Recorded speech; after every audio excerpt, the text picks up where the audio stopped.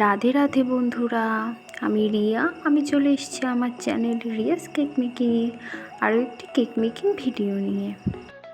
তো আজকে আমার কাছে একটা চকলেট ফ্লেভারের হাফ পাউন্ডের ভিতরে কেকের অর্ডার আছে, তো সেটাই আমি তোমাদের সামনে এখন বানাবো। তো আমি কেক টিন থেকে ওটা ভালো করে বের করে নিলাম, তোমরা তো দেখতেই পেলে।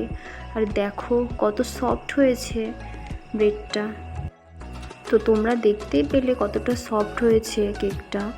তো আমি এবার এটাকে 3টে লেয়ারে কেটে নেব, 3টে লেয়ার একদম সমান সমান করে কেটে নেব।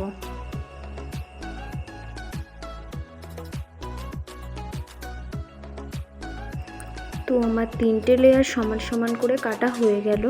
তো এবার আস্তে আস্তে আমি কেকটা বানিয়ে নেব।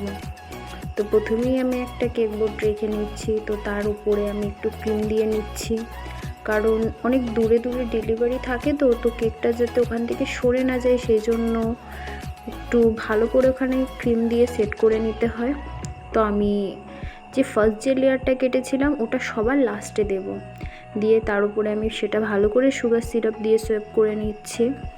নিয়ে আমি এর ভিতরে আমি ক্রিমের সাথে চকলেট মিশিয়ে ভালো করে রেখেছিলাম, যেহেতু এটা চকলেট ফ্লেভারের ভিতরে হবে, তো আমি সেটাই করে নিচ্ছি।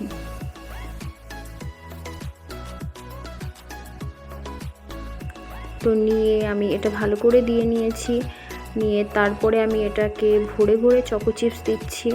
চকলেট কেক যখনই আমি বানিয়ে থাকি তাতে আমি ভরে ভরে চকো চিপস দিই, যাতে সেটা সুন্দর লাগে খেতে। তো আমি এতেও প্রচুর পরিমাণে চকো চিপস দিয়ে দিচ্ছি। দিয়ে যে আমি লাস্টের যে পার্টটা ছিল সেটা আমি সেকেন্ডে দিচ্ছি, দিয়ে এটাও আগের প্রসেসের মতো সেমভাবে সব কিছুই করে নেব। তো আমি রিসেন্ট 1 বছর মতো হলো কেক বানাচ্ছি। তো আজকে আমি আমার মাকে একটু শিখিয়ে দিচ্ছিলাম। আমি আমার মাকে বলছিলাম, মা তুমি একটু করো আমার সাথে। তো মাঝে মাঝে আমার মায়ের হাতটাও তোমরা একটু দেখতে পাবে। আমি মাঝে মাঝে মাকে বলছিলাম, মা তুমি একটু করো, সেজন্য মাও একটু আমাকে সাহায্য করে দিচ্ছিল।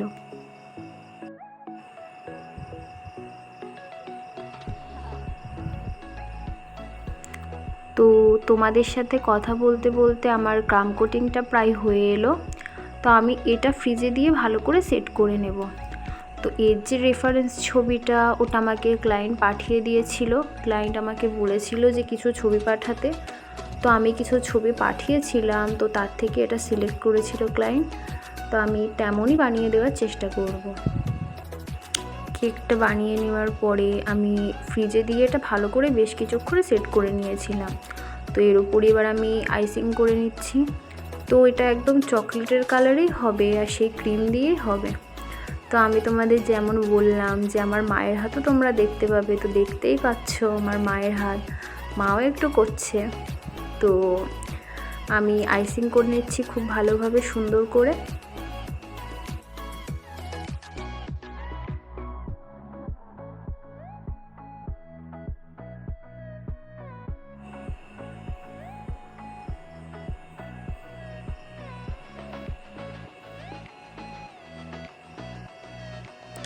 তো আমি এর সাইডটা প্লেন করে নেব।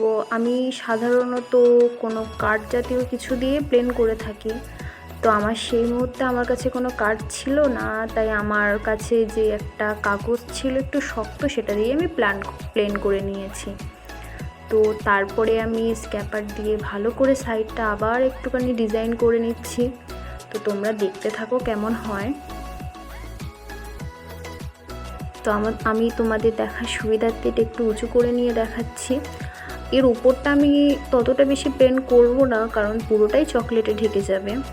তো আমি এটা চকলেট গানাশ দিয়ে ভালো করে সাইডটায় চকলেট ড্রিপিংয়ের যে ডিজাইনটা হয় ওটা করছি। তো তোমরা দেখতে থাকো। তো আমি ডার্ক চকলেট যেটা আছে ওটা ভালো করে গলিয়ে নিয়েছি, নিয়ে তাই দিয়েই আমি চকলেট ড্রিপিংটা বানাচ্ছি। তো এর মিডিলে সব কিছু একদম ভর্তি হয়ে থাকবে, তো আমি সেই জন্য উপরটা ততটা বেশি প্লেন করে নিই। তো আমি এবার ভালো করে ওটা কেকের উপরে দিয়ে দিচ্ছি। তলার দিকে যে লেফট ওভার চকলেটটা ছিল সেটা আমি একটা কাপড়ের সাহায্যে ভালো করে মুছে দিয়েছি। তো যেটুকু লেগে আছে ওটুকু কোনো ব্যাপার হবে না, কারণ ওগুলো আমি সাইড দিয়ে ডিজাইন করে দেব। তো আমি এটা বেশি কিছু করব না, এটাও একটা স্টার নজেল নিয়েই ছোট্ট ছোট্ট ফুল মতো একটু ডিজাইন করে দেবো। আর মিডিলে মিডিলে প্রচুর করে চকো চিপস দেবো, যেহেতু আমার ডিজাইনটা এমনই ছিল।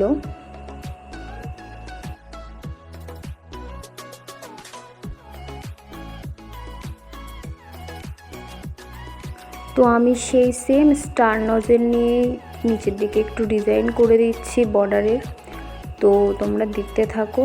তো আমার কেক বানানোর ডিজাইনটা হয়েই গিয়েছে। তো এতে আমি জাস্ট বার্থডে ট্যাগটাই দিয়ে দেব। তো তোমরা ভালো লাগলে অবশ্যই কমেন্ট করো।